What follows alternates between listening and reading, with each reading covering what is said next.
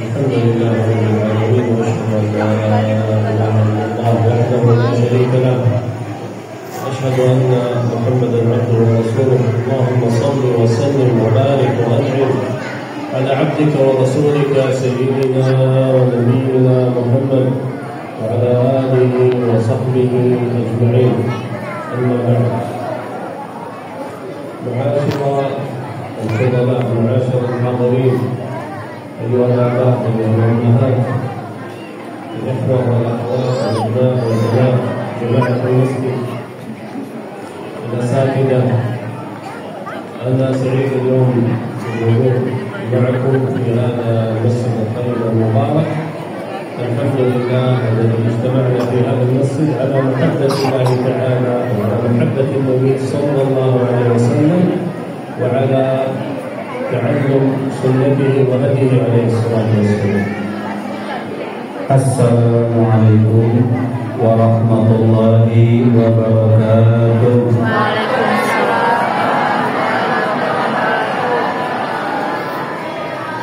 Bismillah walhamdulillah wassalatu wassalamu ala rasulillah wa ala alihi wa sahbihi wa mawala wala hawla wala quwwata illa billah, amma ba'd. Para hadirin kaum muslimin dan muslimat yang dirahmati oleh Allah Subhanahu wa taala, izinkan kami untuk menerjemahkan tausiah yang disampaikan oleh Tuan Guru kita Al-Mukarram Syekh Dr. Yahya Jabir, yang mana beliau menyampaikan bahwasanya segala puji dan syukur bagi Allah Subhanahu wa taala dan salawat serta salam kepada baginda Nabi Muhammad sallallahu alaihi wasallam. Beliau merasa senang atas kehadirannya di masjid ini. Segala puji bagi Allah Subhanahu wa taala yang telah mengumpulkan kita semua di masjid yang penuh berkah ini. Segala puji bagi Allah Subhanahu wa taala yang telah mengumpulkan kita atas kecintaan kita kepada Allah dan juga atas kecintaan kita kepada Nabi Muhammad sallallahu alaihi wasallam. بنعم الله سبحانه وتعالى علينا أن أرسل إلينا أفضل رسله صلى الله عليه وسلم. لذلك يقول الله سبحانه وتعالى في سورة الجمعة مبين نعمته على عباده بإرسال هذا النبي الكريم، قال سبحانه: هو الذي بعث في الأميين رسولا منهم يتلو عليهم آياته ويزكيهم ويعلمهم الكتاب والحكمة. الحمد لله على هذه النعمة العظيمة. Di antara nikmat yang paling besar yang Allah Subhanahu wa taala karuniakan kepada kita adalah diutusnya Nabi Muhammad sallallahu alaihi wasallam kepada kita sebagai rasulnya. Beliau diutus untuk mengajarkan ajaran Allah Subhanahu wa taala kepada kita. Beliau diutus untuk menjelaskan apa yang boleh dan apa yang tidak. Allah Subhanahu wa taala menerangkannya di dalam Al-Qur'an dengan surat Al-Jumu'ah bahwasanya beliau diutus mengemban berbagai tugas, di antaranya adalah menyampaikan ilmu agama Islam kepada kita. وبين الله سبحانه وتعالى في كتابه الكريم أنه لا يحصل العبد ولا يستطيع العبد أن يحصل على محبة الله تعالى إلا باتباع هذا النبي الكريم صلى الله عليه وسلم. قال الله سبحانه وتعالى في سورة آل عمران: قل إن كنتم تحبون الله فاتبعوني يحببكم الله. Allah Subhanahu wa taala menegaskan di dalam Al-Qur'an bahwasanya tidak tercapai kecintaan kita kepada Allah melainkan kita juga harus mengikuti sunnah-sunnahnya Nabi Muhammad SAW. Kita seandainya mengakui cinta kepada Allah, maka kita harus mengikuti Nabi Muhammad SAW. Allah Subhanahu wa taala berfirman, "Qul in kuntum tuhibbuna Allah fattabi'uni yuhibbukumullah." seandainya kalian mengaku cinta kepada Allah, maka ikutilah Nabi Muhammad SAW, maka Allah Subhanahu wa Ta'ala akan mencintai kalian. ولا يستطيع العبد بلوغ الجنة ودخول الجنة إلا بطاعة النبي صلى الله عليه وسلم. قال النبي صلى الله عليه وسلم في الحديث: من أطاعني دخل الجنة. Tidak ada seorang pun, satu pun yang bisa masuk surga kecuali taat kepada Nabi Muhammad SAW. Ingin masuk surga, syaratnya adalah harus taat kepada Nabi Muhammad SAW. Segala perintahnya, segala larangannya, perintahnya dilaksanakan, larangannya dijauhi. Baginda Nabi Muhammad bersabda di dalam hadisnya, barang siapa yang taat kepadaku, maka dia pasti akan masuk surga. النبي صلى الله عليه وسلم كان يحب هذه الأمة محبة عظيمة ويهتم بأمرها ويحرص على قيادتها على الخير. عائشة رضي الله تعالى عنها كانت مع النبي صلى الله عليه وسلم في البيت فقالت: يا رسول الله ادعو الله لي. فقال النبي صلى الله عليه وسلم يدعو ربه يقول: اللهم اغفر لعائشة ما تقدم من ذنبها وما تأخر وما أسرت وما أعلنت. وفرحت عائشة فرحا عظيما بدعاء النبي صلى الله عليه وسلم، فقال عليه الصلاة والسلام: يا عائشة هذه دعوتي لأمتي. فلما صلى الله عليه وسلم يدعو لأمته: اللهم اغفر لأمتي ما سرت وما أعلنت وما تقدمت وما أخرت. Nabi kita, Nabi Muhammad sangat mencintai umatnya, sangat menyayangi umatnya. Bahkan banyak cerita-cerita tentang kecintaan Nabi Muhammad SAW kepada kita sebagai umatnya. Suatu saat istrinya yang bernama Sayyidah Aisyah radhiyallahu ta'ala anha bertanya, meminta doa kepada Nabi Muhammad, ya Rasulullah, ud'uli, ya Rasulullah, doakanlah aku. Istrinya Sayyidah Aisyah meminta doa kepada Nabi Muhammad. Kemudian Nabi Muhammad SAW mendoakannya, ya Allah, ampunilah dosa-dosa Aisyah, baik dosa-dosanya yang telah lalu ataupun dosa-dosanya yang akan datang, baik dosa-dosanya yang diketahui ataupun tidak diketahui. Sehingga Sayyidah Aisyah sangat senang mendengar doa ini, langsung mendapat doa daripada Rasulullah SAW. Sangat gembira ketika mendengar doa itu. Kemudian Rasulullah SAW berkata kepada Sayyidah Aisyah, ya Aisyah, wahai Aisyah, ini adalah doaku untuk umatku setiap malamnya. Setiap malamnya, setiap harinya, beliau selalu berdoa untuk umat-umatnya. Bukan hanya Aisyah istrinya saja, bukan hanya untuk keluarganya saja, tapi Nabi Muhammad SAW berdoa untuk kita semua sebagai umatnya. ولا يكمل إيمان العبد حتى يحب النبي صلى الله عليه وسلم. قال صلى الله عليه وسلم: لا يؤمن أحدكم حتى أكون أحب إليه من نفسه وولده ووالده والناس أجمعين. Dan tidak akan sempurna keimanan seseorang apabila dia tidak mencintai Nabi Muhammad SAW. Kita harus mencintai Nabi Muhammad agar kita sempurna imannya. Beliau bersabda dalam hadisnya, la yu'minu ahadukum hatta akuna ahabba ilaihi min nafsihi wa waladihi wa walidayhi wan nasi ajma'in. Tidak sempurna imannya salah seorang di antara kalian sehingga dia lebih mencintaiku daripada dirinya sendiri. Dia lebih mencintaiku daripada cintanya kepada orang tuanya. Dia lebih mencintaiku daripada cintanya cintanya kepada anaknya. Dia lebih mencintaiku daripada cintanya kepada orang lain. كيف تكون محبة النبي صلى الله عليه وسلم؟ كيف يعرف الإنسان أنه محب النبي عليه الصلاة والسلام أو محب النبي صلى الله عليه وسلم؟ تكون محبة النبي صلى الله عليه وسلم باللسان، يعني يقول أنا أحب النبي عليه الصلاة والسلام.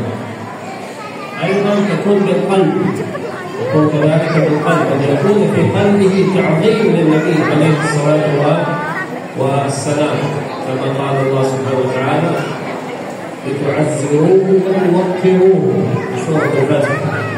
أيضا محبة النبي صلى الله عليه وسلم تكون بالأفعال، أو تكون في أفعالك وأعمالك متبعا للنبي صلى الله عليه وسلم. بهذه الثلاثة أنت تكون محب المحبة الصادقة للنبي صلى الله عليه وسلم. لكن لا يكفي فقط أن تقول باللسان أنا أحب النبي عليه الصلاة والسلام وأنت في الأفعال تخالف أفعاله عليه الصلاة والسلام. فإذا لا بد من المحبة الصادقة للنبي عليه الصلاة والسلام أن يجتمع القلب واللسان والأفعال.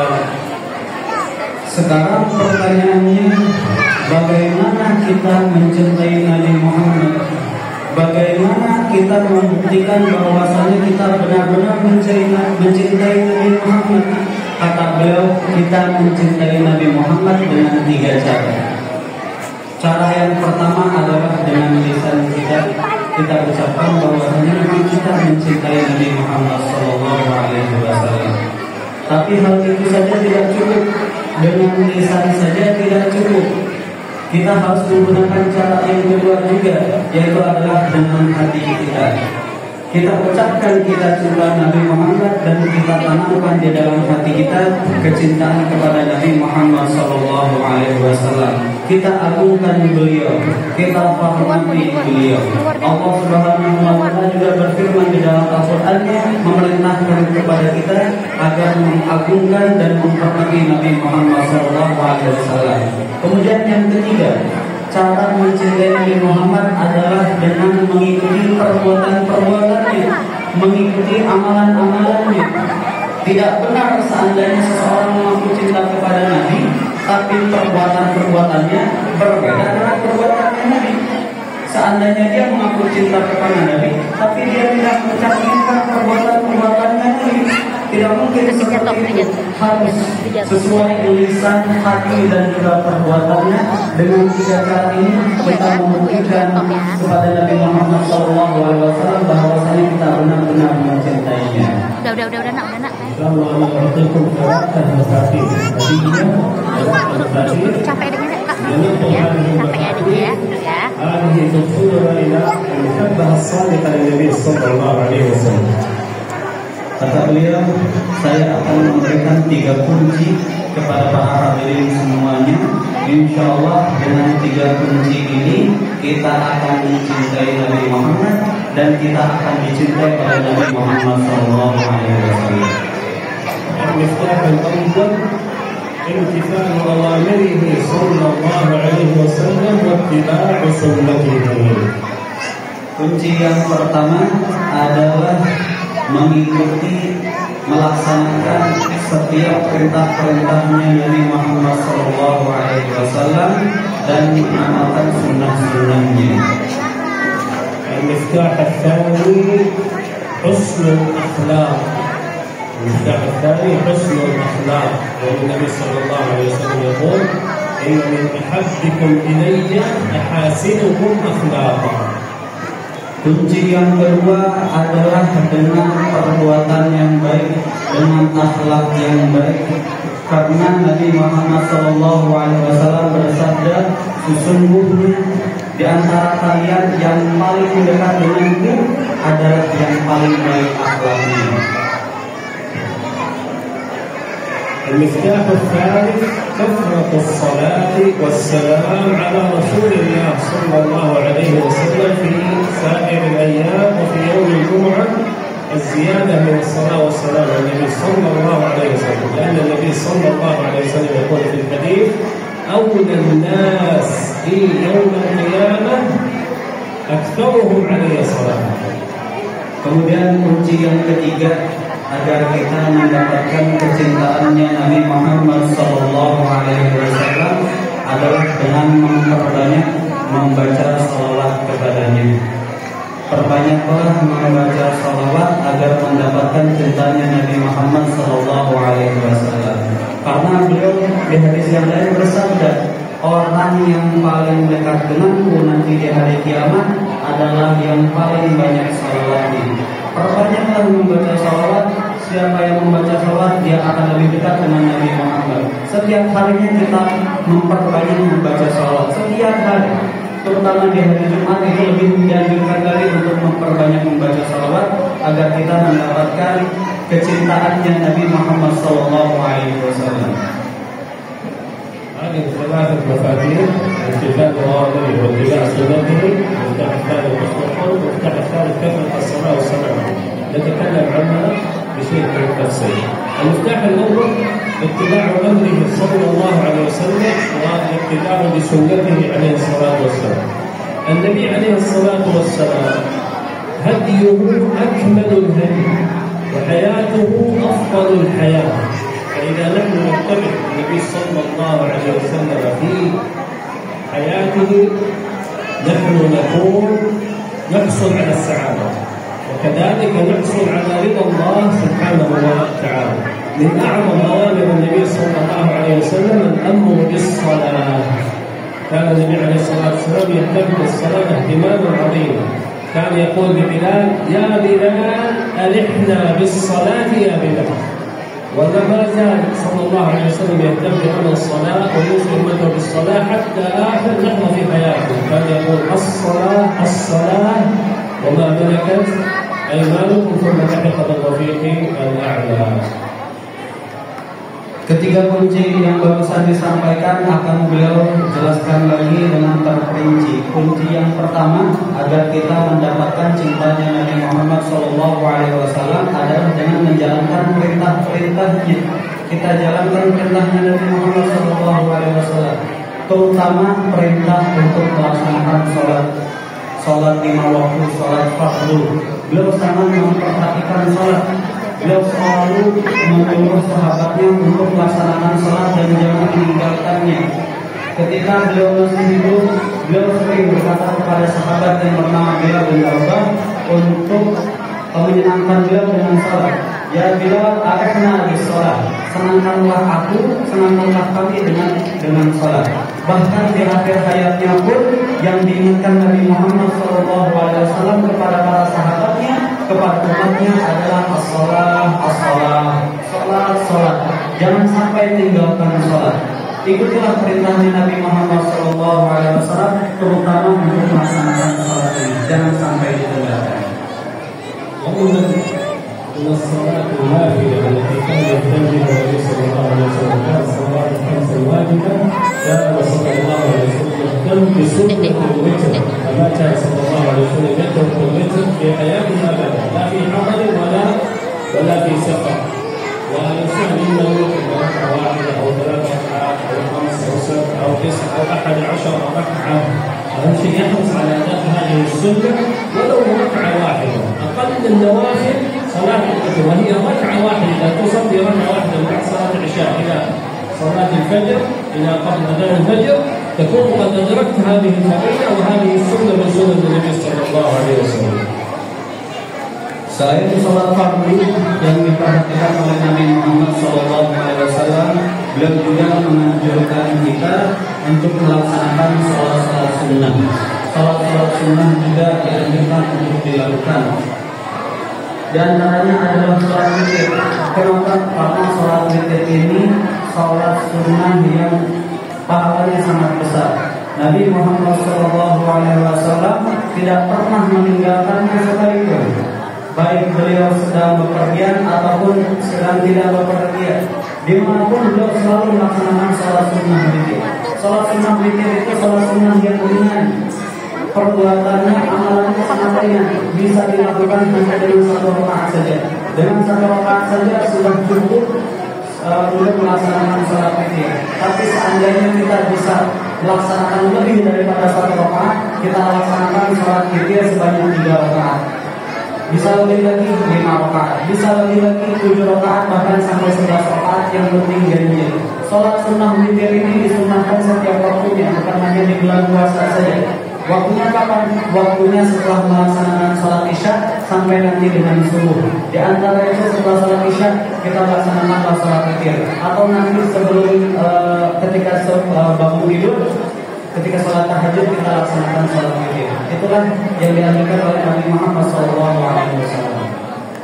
سنة النبي صلى الله عليه وسلم وأخبره حياته صلى الله عليه وسلم كثيرة قد يحتاج إلى وقت طويل لكن هذا يدلكم على كتاب صغير مختصر موجود في الإنترنت، حسن المسلم للدكتور سعيد القحطاني. أنت تجعل هذا الكتاب في الجوال ثم تقرأ فيه وتطبق هذه السنن حتى تنال محبة النبي صلى الله عليه وسلم. إن شاء الله أستاذ يرسل لكم بإمام المسجد أو يرسل لكم هذا الكتاب. Sunnah-sunnah Nabi Muhammad sangat banyak. Begitu banyaknya sunnah Nabi Muhammad SAW sehingga kita tidak bisa untuk menyebutkan, untuk menjelaskan satu persatu di dalam majelis ini karena waktunya tidak akan cukup. Tapi para ulama sudah memudahkan untuk kita. Mereka sudah mengumpulkan apa saja sunnah-sunnah Nabi Muhammad SAW. Ada satu buku yang bernama Hisnul Muslim, bentengnya seorang muslim, yang mana isinya adalah kumpulan doa-doa, kumpulan praktek-praktek kehidupan sehari-hari. Bagaimana kita doa tidur, bagaimana ketika keluar dari rumah, bagaimana ketika masuk masjid, bagaimana ketika makan, ada doa-doanya. Itu semua adalah ajaran Nabi Muhammad SAW. Bisa dicari di internet, bisa dicari di Google, bahkan di saya pun ada. Nah, seandainya kita mencintai Nabi Muhammad SAW, maka kita harus ikuti sunnah-sunnahnya. Dengan cara apa? Dengan cara kita mengamalkan doa-doa tersebut. Ketika kita mau tidur, ketika kita berjalan, ketika kita mau keluar rumah, semuanya diamalkan. Semuanya diamalkan doa-doa daripada Nabi Muhammad SAW. المفتاح الثاني حسن الخلق. الثاني حسن الخلق، ومعنى حسن الخلق على 3 أمور. أولا كف الأذى. حسن الخلق كيف أنا حسن الأخلاق؟ ب3 أمور. أولا كف الأذى، يعني أنا لا أؤذي الناس، لا أصف الناس ولا أؤذيهم، لا بالسب ولا بالفعل. الأمر الثاني الكلمة الطيبة. الكلمة الطيبة، أن الله يقول وقولوا للناس حسنا. الأمر الثالث إيصال الأفعال الحسنة، مساعدة الضعيف، إعانة المحتاج، وهكذا قضاء حاجة الناس ومساعدة الناس في أي شيء يحتاجونه. إذن الأفعال كف الأذى والكلمة الطيبة والتعاون الحسن مع الناس في الصداقة وفي العمل وفي كل شؤون الحياة. لما نحقق هذه الثلاثة نحن نقول حسن وعندنا حسن الخلق، وهذا هو المفتاح الذي يدخلنا لمحبة النبي صلى الله عليه وسلم. وأهم شيء أن يكون حسن الخلق مع الوالدين ومع الإخوة والأخوات والأسرة، ثم الأصدقاء، ثم الجيران، ثم عموم المسلمين. Kemudian kunci yang kedua agar kita mendapatkan cintanya Nabi Muhammad SAW adalah dengan berakhlak yang baik. Beliau menjelaskan ada 3 arti daripada akhlak yang baik ini. Yang pertama adalah tidak mengganggu orang lain, tidak menyakiti orang lain. Maka kita selalu berusaha untuk apa? Untuk tidak mengganggu orang lain, untuk tidak mencelakakan orang lain. Ini adalah makna berakhlak yang baik yang pertama. Kemudian yang kedua adalah dengan berkata atau berbicara dengan pembicaraan yang baik, dengan perkataan yang baik. Kita ucapkan kata-kata yang baik, jangan kita mengucapkan kata-kata yang kotor, jangan kita ucapkan kata-kata yang menyakiti orang lain. Kita harus berkata dengan perkataan yang baik sebagaimana Nabi Muhammad SAW. Kemudian yang ketiga, Yang ketiga adalah dengan berbuat baik. Ketika ada orang yang kesusahan, kita bantu. Ketika ada orang yang sakit, kita bantu. Ada orang yang membutuhkan, kita bantu. Dengan ketiga hal ini, tidak mengganggu orang lain, berkata dengan perkataan yang baik, dan juga berbuat dengan berbuat yang baik, bersedekah dan hal yang lainnya, kita sudah melakukan akhlak-akhlak yang baik. Terutama dengan orang tua, kita harus berakhlak yang baik dengan orang tua, dengan keluarga, dengan teman-teman, dengan orang sekitarnya, dan juga dengan seluruh orang, dengan semua orang. Kita harus berakhlak baik kepada semua orang, karena Nabi Muhammad SAW mengajarkan kepada kita akhlak yang baik. المفتاح الثالث والأخير كثرة الصلاة والسلام على النبي صلى الله عليه وسلم. أحد الصحابة الكرام رضي الله تعالى عنهم جاء إلى النبي صلى الله عليه وسلم فقال: يا رسول الله إني أكثر الصلاة عليك. إني أكثر الصلاة عليك. قال النبي صلى الله عليه وسلم: إذا كثر الصلاة علي تكفى همك ويغفر ذنبك. يكفيك الله الهم ويغفر لك الذنوب. هذه فوائد ليكثر من الصلاة على النبي صلى الله عليه وسلم. يكفيه الله الهم والمشاكل والنكبات والمصائب ويغفر الله له ذنوبه. هذه إشارة النبي صلى الله عليه وسلم لهذا الصحابي الذي قال له يكثر الصلاة والسلام عليه صلى الله عليه وسلم. Kemudian kunci yang ketiga adalah dengan memperbanyak membaca salawat kepada Nabi Muhammad SAW. Membaca salawat ini banyak faedahnya, banyak keutamaannya. Di antaranya pernah salah seorang sahabat berkata kepada Nabi Muhammad SAW, "Ya Rasulullah, sesungguhnya aku senang untuk membaca salawat kepadamu. Aku selalu membaca salawat kepadamu."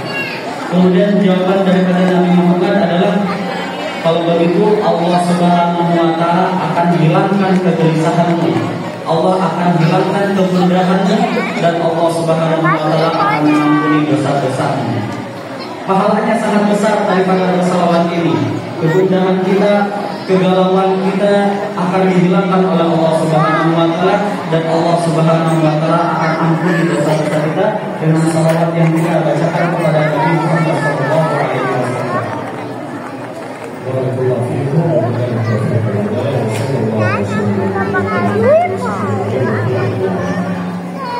Semoga Allah Subhanahu wa Ta'ala memberkati kita semuanya dengan ilmu yang kita pelajari pada malam hari ini. Wabillahi taufiq wal hidayah. Wassalamualaikum warahmatullahi wabarakatuh.